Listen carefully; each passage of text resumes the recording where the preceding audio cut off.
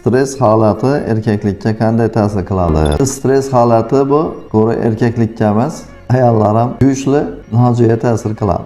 Stres bu depressiya deydi. Depressiya holatida erkak ham, ayol ham jinsiy aloqadan o'zini saqlaydi. Jinsiy aloqa ehtiyoji bo'lmaydi. Uchun depressiya holatida yurgan erkaklarda erektilniy disfunksiya deydi. Shu ereksiya holatini buzilgan erkaklar 18 yoshdan baland erkaklarga esa men savol beraman. Uy tinchmi? Hech qanday bir qayg'u bo'lmadimi? O'lim yetim bo'lmadimi? Avariya bo'lmadimi degan savollarni beraman. Sababi hozir aytgan depressiya holatiga tushgan erkakda impotensiya, ya'ni erektilniy disfunksiya holati kuzatilishi mumkin.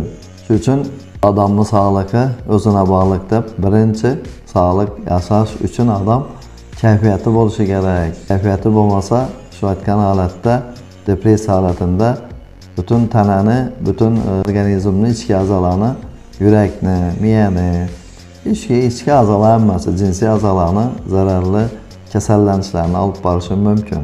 Sog' bo'linglar, salomat bo'linglar. Savollar bo'lsa bemalol beraveringlar. Rahmat.